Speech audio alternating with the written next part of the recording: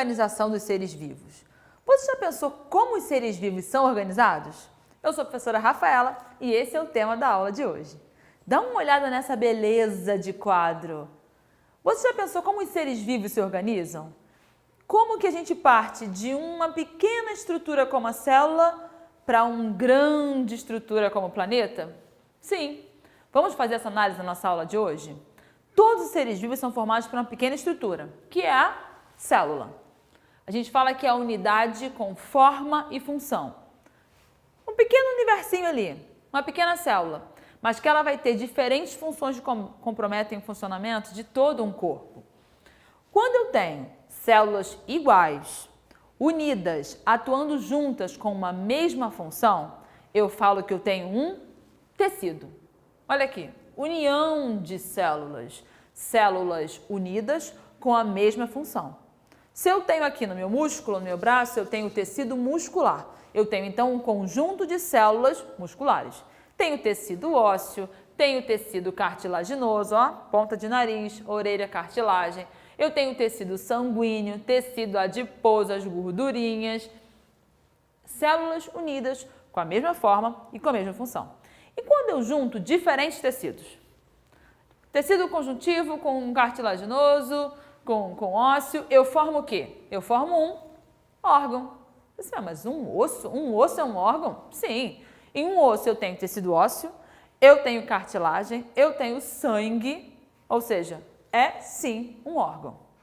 Quando eu pego diferentes órgãos para um mesmo propósito, eu falo então que eu tenho um sistema.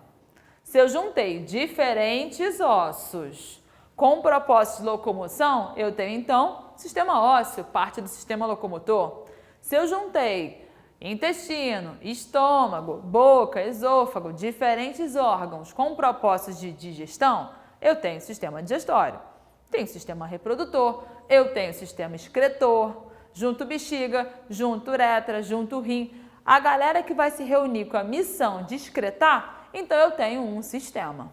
Tranquilo? Tá, legal. Então eu juntei diferentes órgãos, formei aqui, ó, tenho um sistema. Quando eu tenho então vários sistemas reunidos, olhando aqui para um anfíbio, para um sapo, para uma rã, eu junto o sistema cardiovascular, coração, sistema locomotor, sistema nervoso, excretor, reprodutor, juntei vários sistemas diferentes, eu formo então ele, eu, você, um organismo. E aí, tenho aqui meu sapo, aqui um organismo, a gente tem uma definição para ele, uma espécie. Eu e você somos uma espécie, a espécie humana. Aqui eu tenho uma das várias espécies de anfíbios, várias espécies de mamíferos. O que é uma espécie? Uma espécie é um ser que ele consegue se reproduzir com outro e gerar um descendente fértil. Fala assim, hã? Como assim um descendente fértil? É um ser que ele consegue se reproduzir com outro, similar a ele, no ambiente natural, sem intervenção humana, precisamos lembrar disso, e vai gerar um ser fértil, um ser que também poderá se reproduzir. Qualquer anfíbio se reproduz com qualquer anfíbio?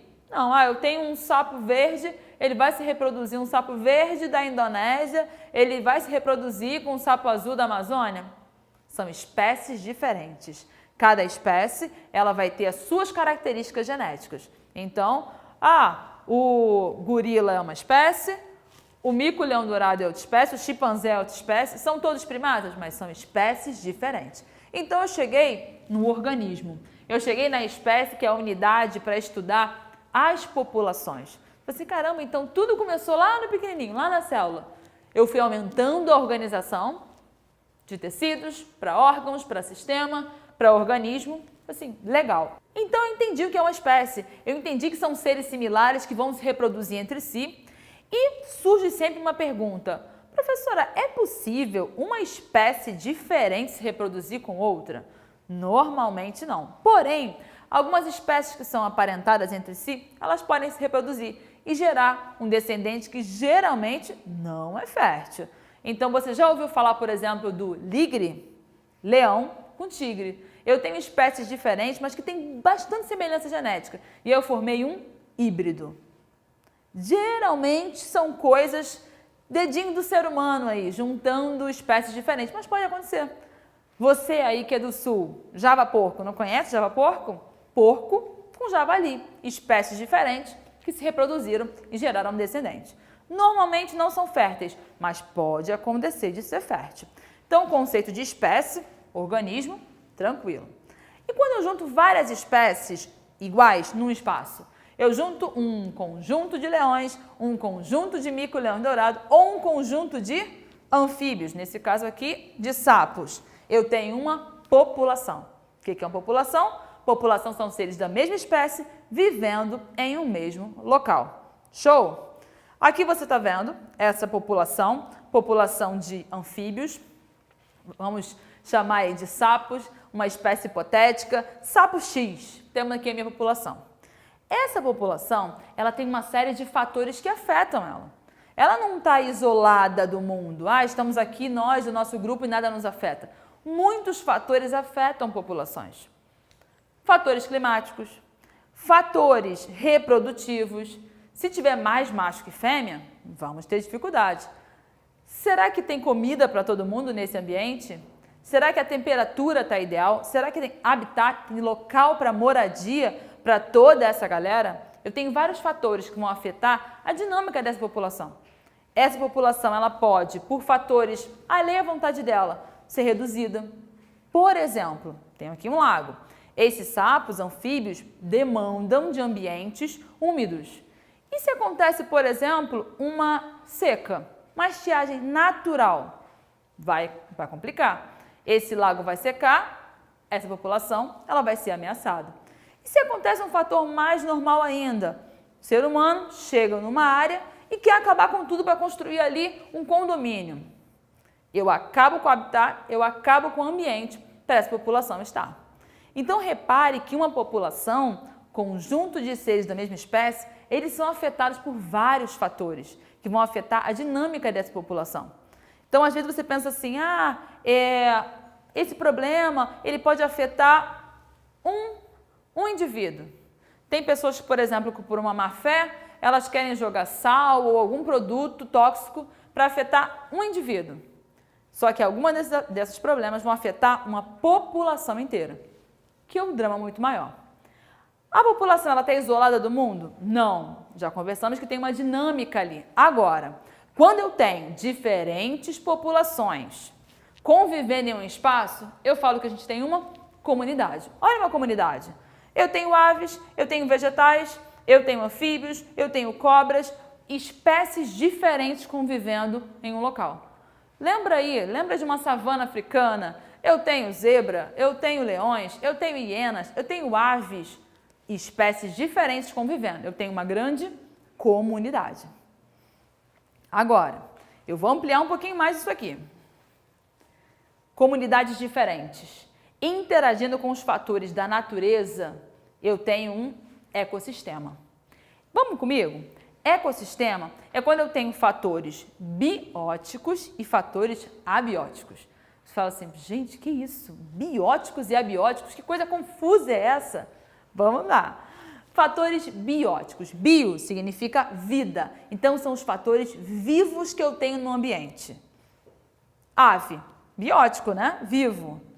Os meus animais, bióticos. Eu tenho aqui bactérias. Você não está vendo, mas ele está aqui. Então, é um fator biótico. Todos os vivos, todos os seres vivos que participam de um ambiente, eu chamo dos fatores bióticos. E os abióticos? São os mortos? Não. A, prefixo de negação. Se bio é vida e o a é prefixo de negação, abióticos são aqueles que não são vivos, mas que vão afetar demais. Luz. Luz não é viva, porém é muito importante. Solo, temperatura, então aí a luz com a luminosidade, água, todos esses fatores vão afetar as populações. Então eu tenho um ecossistema. Os ecossistemas são diferentes. Pensa numa floresta, é um ecossistema, com características dela, vivas e não vivas. Pensa no oceano, é um outro ecossistema, com características bem diferentes da floresta. Só aqui no Brasil nós temos vários ecossistemas. Nós temos aí o cerrado, a caatinga, eu tenho um manguezal, uma floresta amazônica, diversidade de ecossistemas. E quando eu uno esses vários ecossistemas em grupos maiores, que nós chamamos de biomas, eu chego então na biosfera. Biosfera, o nosso grande mundo, todos os ecossistemas, todos os locais em que pode haver vida na Terra, eu formo então o bioma. Entendeu como a gente está organizado? É como se a gente pegasse uma pequena pecinha e essa pequena pecinha faz parte de uma grande engrenagem. Então, uma pequena célula, ela vai fazer parte desse todo. Essa única célula pode ser afetada e prejudicar o todo? Pode acontecer. Vou te dar um exemplo. Agrotóxicos. Já ouviu falar disso? Agrotóxicos são substâncias que são lançadas para eliminar alguns insetos que naquele momento são indesejáveis. Por exemplo, numa plantação. Tem ali uma joaninha simpática, fofinha, só que ela come bastante aquela folha e não é do interesse. Então alguém cria um produto químico que vai eliminar esses seres. Esse produto químico que é lançado sobre aquela população para matar aquela simpática joaninha, ela vai afetar a célula, para que essa célula pare de funcionar. Afetando então essa célula, ela vai comprometer todo o sistema. Ela mata um só organismo? Não. Ela vai afetar toda uma população. Assim, poxa, resumi o problema. Matei aquela população de joaninhas. Só que essa população ela não está isolada ali. Ela está no meio de uma comunidade. Será que essa joaninha não ia ser justamente a comida dessa ave aqui? Que agora, se você matou a população, o que ela vai comer? Complicou. Você afetou a comunidade. E se eu afetei essa comunidade, se agora essa ave está sem comer, será que eu não vou afetar todo o ecossistema? É por aí. É uma reação em cadeia.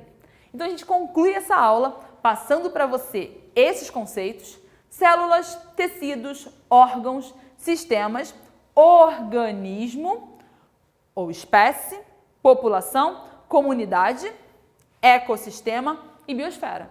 Sempre lembrando que cada nível de organização tem a sua importância e tem o seu valor. Tranquilo? Fechamos a nossa aula de hoje e até a próxima.